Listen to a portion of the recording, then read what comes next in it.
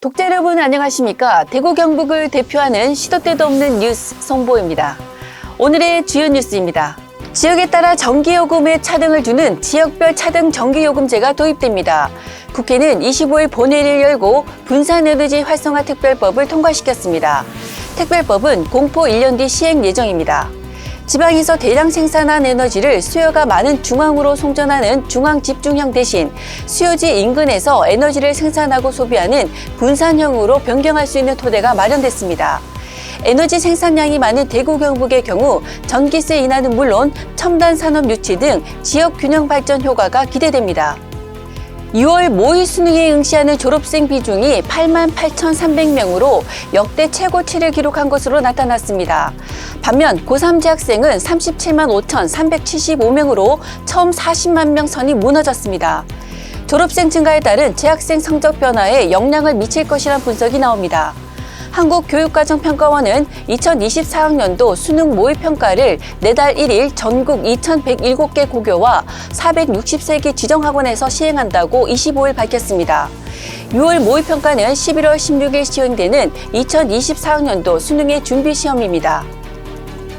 대구 본부세관은 최근 세관을 사칭해 미납된 관세를 납부하라는 문자 메시지가 기승을 부리자 세관 사칭 피싱 문자 주의보를 발령했다고 25일 밝혔습니다. 대구세관은 발신자 지역번호가 053으로 되어 있는 문자 메시지 발송이 증가해 문자 발송 및 관세 체납 여부 확인에 대한 문의 전화가 계속 오고 있다고 말했습니다. 대구세관은 관세가 미납됐다고 해서 세관에서 문자 메시지로 안내하거나 민형사 소송을 제기하는 일은 없다고 강조했습니다. 한국은행 금융통화위원회는 25일 통화정책 방향회의를 열고 연 3.5%인 기준금리를 현재 수준으로 동결했습니다. 지난달 소비자 물가 상승률은 3.7%로 14개월 만에 3%대로 떨어졌습니다. 한국은행의 물가 목표인 2% 수준까지 떨어지진 않았지만 둔화하는 추세를 보이고 있습니다.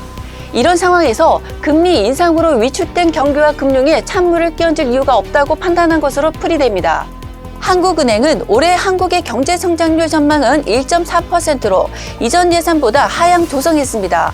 성주군 고고도 미사일 방어 체계, 즉 4대 배치의 근거가 된 한미 상호 방위 조약과 주한미군 지정협정 조항이 위헌이라며 주민들이 낸 헌법 소원이 받아들여지지 않았습니다. 헌법재판소는 25일 성주와 김천 주민 등 392명이 한미 상호 방위 조약 4조, 주한미군 지정협정 2조 1항의 가와 28조에 대해 제기한 헌법 소원 심판 청구를 재판관 전원일치 의견으로 각하했습니다. 이로써 주민들이 사드 부지의 공여 승인을 무효로 해달라며 2017년부터 이어온 소송전은 법원과 헌재의 본안에 대한 심리 없이 종결됐습니다.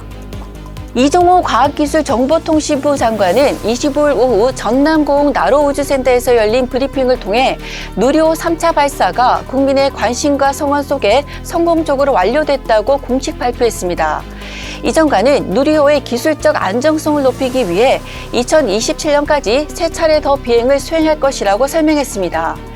이날 오후 6시 24분 전남고흥 나로우주센터에서 이륙한 누리호는 목표 궤도인 고도 550km에 이르러 탑재 위성 8기를 모두 정상 사출한 뒤 오후 6시 42분 비행 절차를 완전 종료했습니다.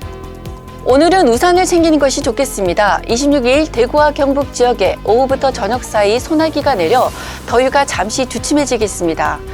부처님 오신 날인 토요일에도 소나기가 내릴 수 있겠고요. 일요일과 대체 공휴일인 월요일에도 전국에 비가 내릴 전망입니다. 오늘은 대기 확산이 원활해 미세먼지 농도는 좋음 수준입니다. 지금까지 5월 26일 금요일 영남일보 시도 때도 없는 뉴스였습니다. 편안한 주말 보내십시오.